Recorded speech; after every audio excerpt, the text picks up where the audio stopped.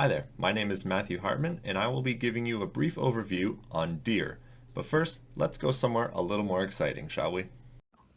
Now we're in the deer's natural habitat of snowy Ontario. Deer are hooved, herbivore creatures, native to every single continent on the planet except for Australia and Antarctica. To relate deer to the agricultural food system globally and locally, deer farms do in fact exist, though unlike beef, chicken, and pork farms, which rely on centralized barns and centralized feeding systems, deer farms are simply very large parcels of land that are fenced off to prevent animals from escaping or entering. Though this style of farm brings about many problems. One of the main problems is how are deer harvested for market and for sale if they are not localized to a central area. Well, to combat this problem, deer are harvested via spears, they're harvested via traps, bows, or rifles, such as the one you see here.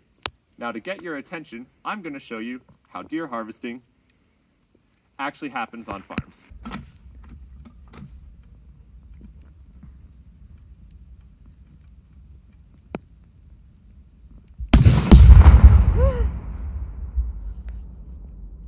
Now that I have your attention, let us continue. In Canada, we have many species of deer, including the mule deer, caribou, elk, and moose.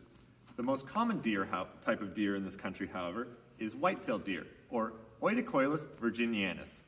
White-tailed deer can be found all across the country, ranging as far north as the Yukon and Northwest Territories. White-tailed deer can be identified by their relatively large size, about 68 to 114 centimeters tall, and with males having antlers atop their head, which would be attached to these stumps atop the skull that you see here, and females having no antlers. The most defining factor of the white-tailed deer is their white tail, which is a very large, flat tail at the rear of the animal that when the animal is scared or is attempting to alert others, will raise it straight up in the air, revealing a very bright white underside. The skull that you see here is a relatively young and small white-tailed deer, a male, considering the antler stubs, and was found in the local area. White-tailed deer are extremely common in modern-day Canada, though believe it or not, there was a time where they were brought to near extinction and had their species jeopardized as a whole. This is due to the lack of regulation and overhunting of their species. Thanks to modern regulations, monitoring of their population, and administering of a controlled amount of hunting licenses with strict enforcement, their populations have been returned to a healthy and reasonable amount that was seen once before. Modern-day populations of deer do still face many issues, the most prevalent and most recent one being a very large outbreak of chronic wasting disease, or CWD. Chronic wasting disease is a neurological condition that affects the brain of the animal. When an animal is infected with CWD, typically experience irrational thinking and irrational thought. This will undoubtedly lead to their untimely demise. Hi again. Just thought I'd drop in for a quick second to add a little bit of extra information regarding chronic wasting disease. Despite the scary nature of this disease, there's no need to fear for us, as it is currently not transmittable to humans. However, unfortunately for the animals infected by it, they will inevitably die from this disease, as there is currently no cure. Some of the more visually alarming symptoms of CWD is an extreme loss of weight in the animal, hence the wasting aspect of the name. Other symptoms are behavioral, which include lack of awareness, loss of coordination, reduced socialization within deer populations, and lack of fear towards humans.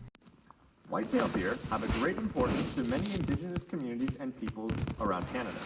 One of the greatest importance of this species is that it is an extremely readily available and nutritious source of food. Fun fact, on average, deer meat contains 50% less fat than beef alone. White-tailed deer specifically was an important and primary source of food for approximately 5 different communities around Canada. This included the Spokane peoples, Western Woods Cree, Anishinaabe, Kalispel, and Owasco peoples. As is customary with many communities in Canada, all of the animal must be used in one way or another. After the meat has been consumed and prepared for storage, anything that is left is then turned into commodities and items that the Indigenous peoples use. This includes turning skin and fur into clothing and shelters, as well as bone, teeth, sinew, and antlers into tools, weapons, jewelry, and instruments.